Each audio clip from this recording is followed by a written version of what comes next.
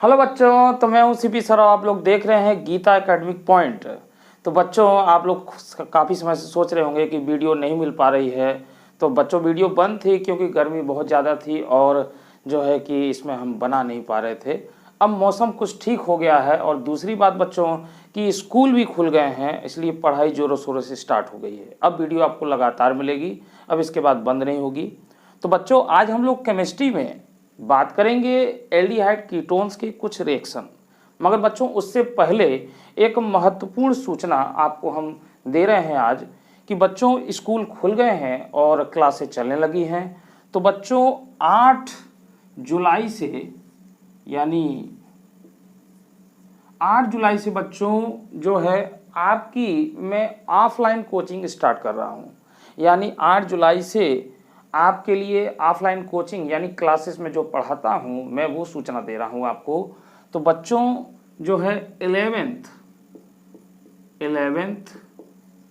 और 12th, तो बच्चों ये दोनों ही क्लास आपको जैसे कि पता है कि मेरा ये चैनल जो है ये गीता अकेडमी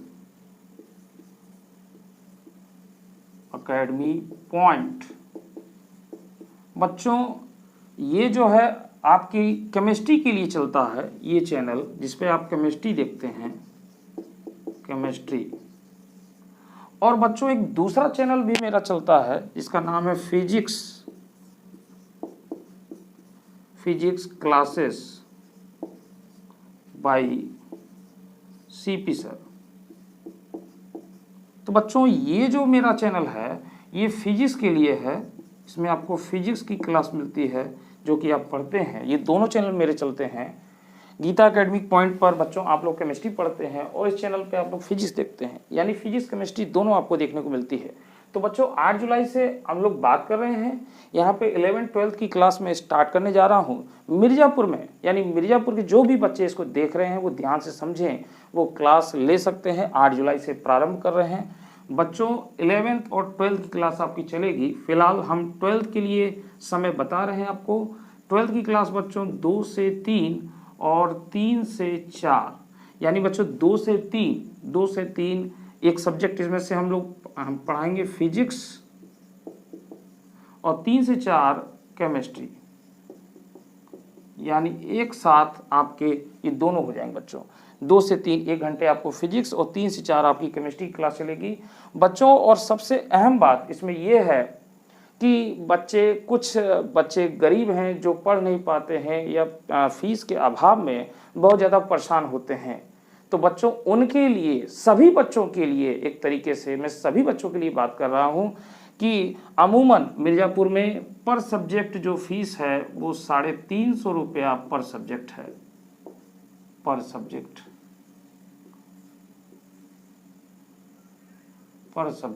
350 रुपया फीस है।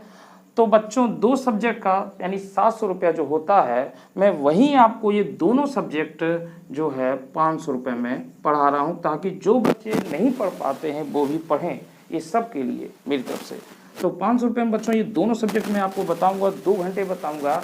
आप वीडियो लगातार देखते ही हैं, ठीक है। इस पर आपको वीडियो मिलती रहेगी। जो बच्चे अन्य मिर्ज़ापुर से बाहर देख रहे हैं या कहीं और देख रहे हैं वो वीडियो पर बने रहें, उनको आगे की वीडियो मिलती रहेगी, आगे के चैप्टर्स में बताऊंगा। परंतु जो बच्चे मिर्ज़ापुर में हैं वो यहाँ सीधे डायरेक्ट क्लास कर सकते हैं मेरे पास। और फिजिक्स और केमिस्ट्री की ये दोनों क्लास आपको मैंने बता दिया है, ठीक है। 11th और 12th यही जो फीस है वो 11th की होगी और यही फीस जो होगी आपकी 12th की होगी। तो जल्द से जल्द मुझे संपर्क करें। मेरा नंबर है बच्चों 8005009082। जिन बच्चों को पढ़ना है ऑफलाइन क्लास कोचिंग वो इस नंबर पे संपर्क करें और हमसे बात करें, ठीक है बच्चों। तो चलिए बच्चों, अब तो ये तो हो गई सूचना आपकी महत्वपूर्ण। और इसके बाद बच्चों हम लोग बात करते हैं आज केमिस्ट्री में एक नए टॉपिक पर जो कि बहुत ज़्यादा इम्पोर्टेंट है बच्चों। ये क्या है आज इसको समझते हैं हम लोग।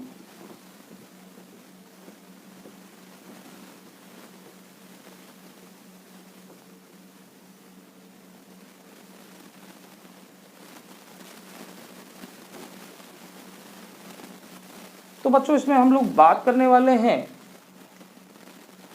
रिएक्शन की जिसमें कि हम लोग बात करेंगे एल्डिहाइड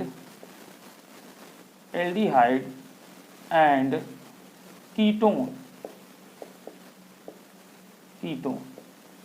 तो बच्चों इसकी हम लोग बात करेंगे और इसमें हम लोग पढ़ेंगे ऑक्सीडेशन यानी ऑक्सीकरण।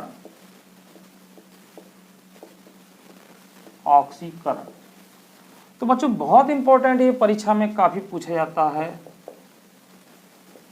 ये बहुत इंपॉर्टेंट है। एल्डिहाइड और कीटोन के ऑक्सीकरण की अभिक्रिया किस प्रकार से है इसको हम लोग समझते हैं बच्चों। देखिए ध्यान दीजिए। तो बच्चों अगर ऑक्सीडेशन ऑक्सीकरण की अभिक्रिया की अगर बात करें यानी इसका ऑक्सीकरण कराएं तो बच्चों देखिए एल्डिहाइड RC≡OH। तो बच्चों एल्डिहाइड का ऑक्सीकरण करना बहुत आसान है। हमारे पास कुछ ऑक्सीकारक हैं जो कि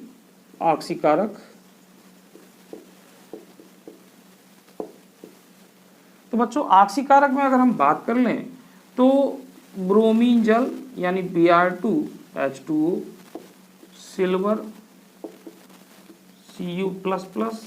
तो बच्चों ये जो ऑक्सीकारक हैं इन ऑक्सीकारकों को हम लोग कहते हैं मंद ऑक्सीकारक।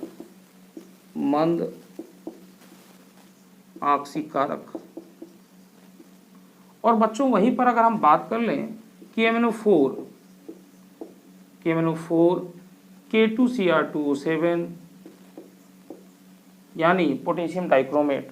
तो बच्चों ये जो ऑक्सीकारक हैं ये आपके प्रबल ऑक्सीकारक हैं,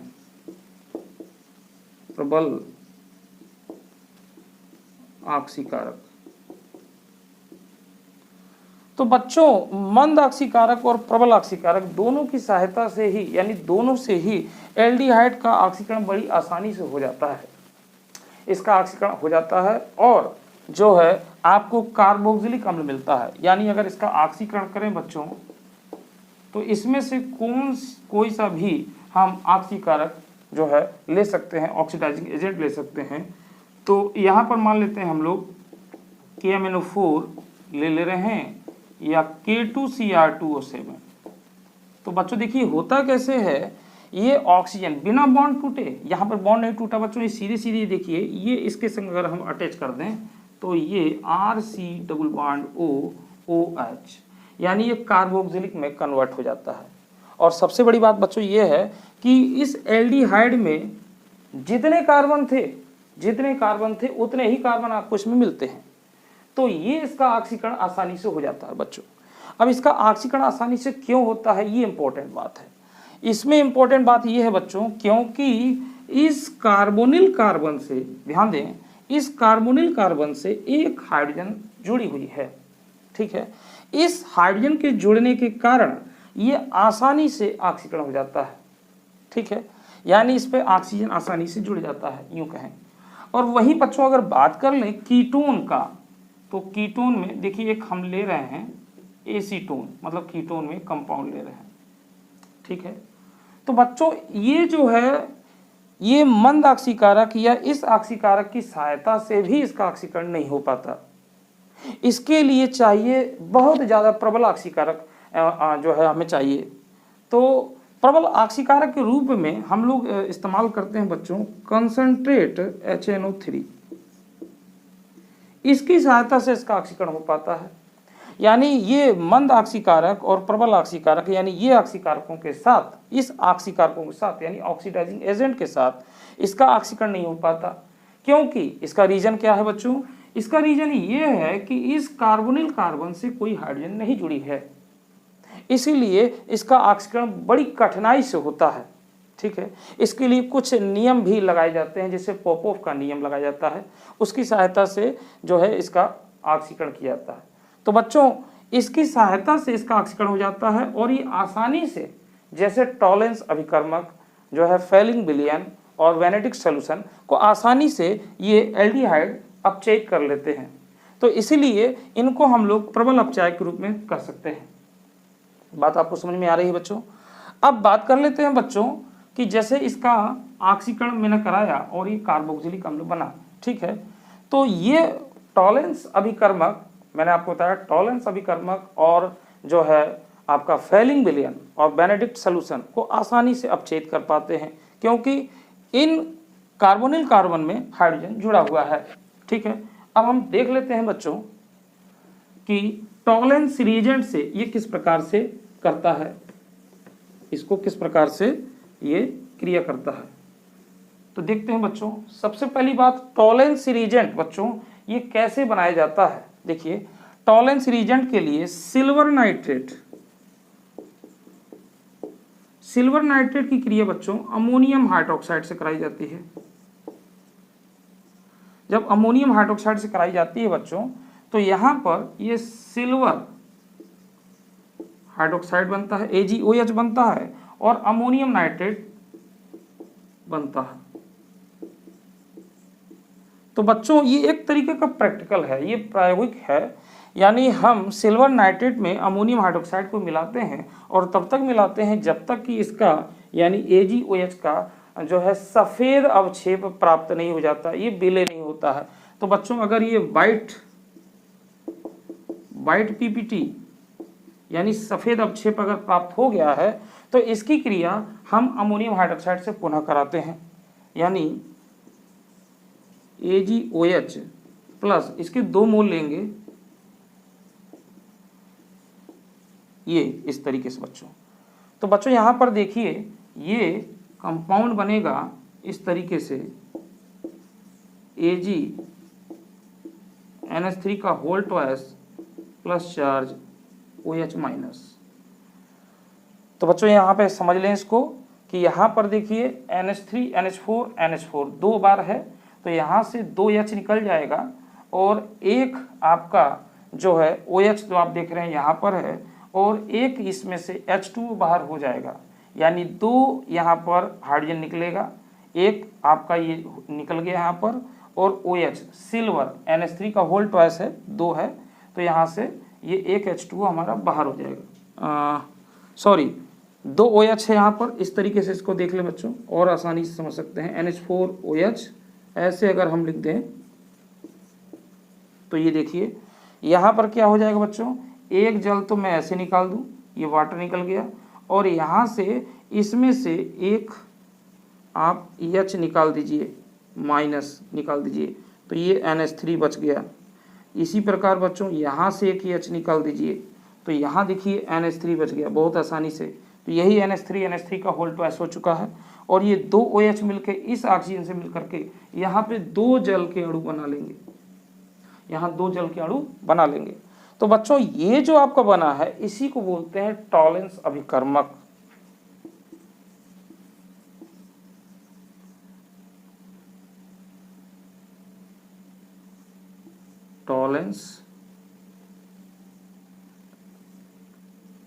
टॉलेंस रिएजेंट। तो बच्चों ये टॉलेंस रिएजेंट आपका बना। अब ये टॉलेंस रिएजेंट जब हम एल्डिहाइड से कराएंगे तो एल्डिहाइड जो है वो कार्बोक्सिलिक अम्ल में परिवर्तित होता है, और वह कार्बोक्सिलिक अम्ल जो है वो अमोनिया से क्रिया करके जो है उसका लवण बनाता है, और जो इसमें ये टॉलेंस अभिकर्मक है ये सिल्वर धातु में अपचयित हो जाती है। तो देखते हैं इसका रिएक्शन किस प्रकार से होगा। यहाँ मैं इसको मिटा रहा हूँ।